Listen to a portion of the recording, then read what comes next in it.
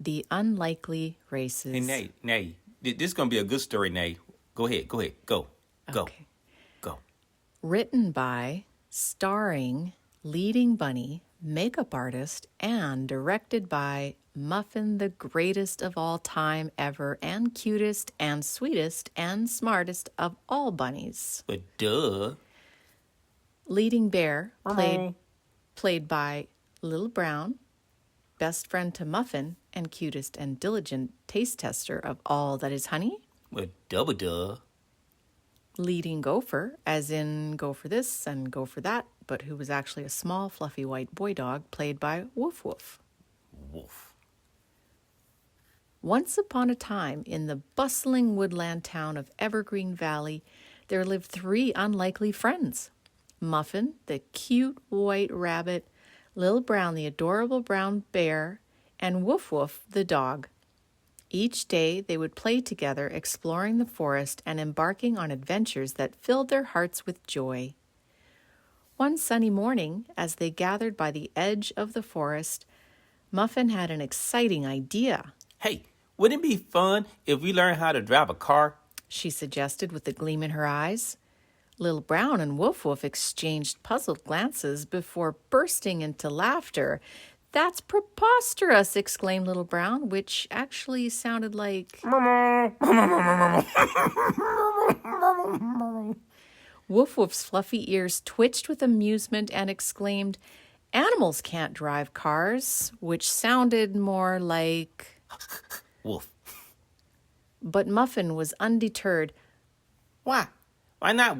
Videos do it all the time. Besides, it'll be exhilaratingly challenging.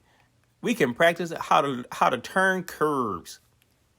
With curiosity piqued and the promise of adventure hanging in the air, Lil Brown and Woof Woof agreed to give it a try, and so they set off to the nearby racetrack where they would embark on their most daring escapade yet. As they arrived at the racetrack, excitement bubbled within them. Muffin had managed to acquire a small, specially designed car for them to practice with.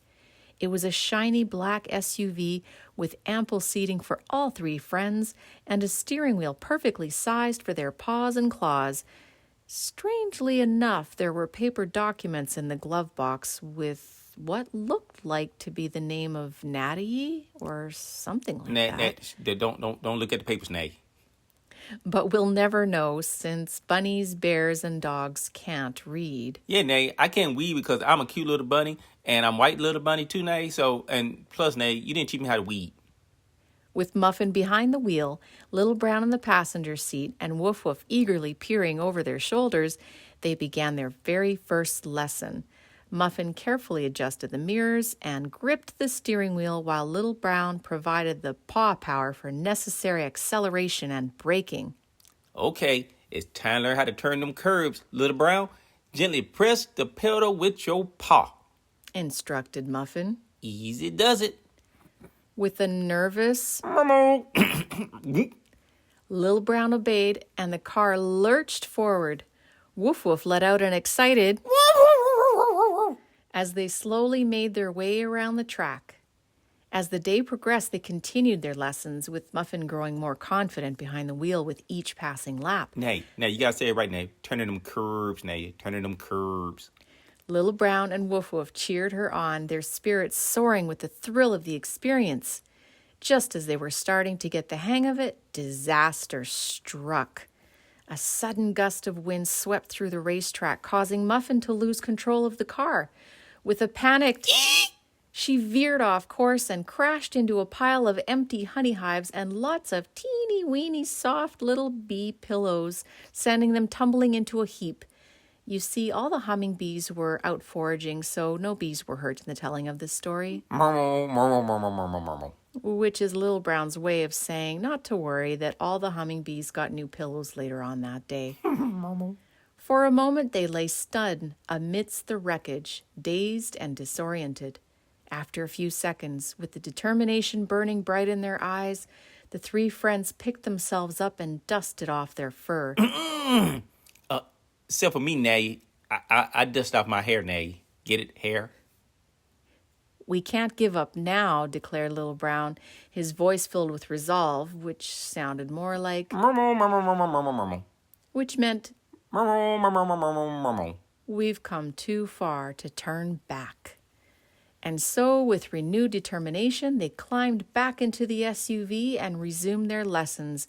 Through trial and error, laughter, and perseverance, they carried on driving, each small victory bringing them closer to their goal of perfecting turning them curves. Finally, as the sun began to set and the racetrack fell silent, Muffin, Little Brown, and Woof Woof crossed the finish line together, their hearts soaring with triumph. Well, not Woof Woof. Muffin had to drive up a bit and drop him off on the side of the racetrack where there was a fire hydrant. Woof Woof had to check his P-mail again.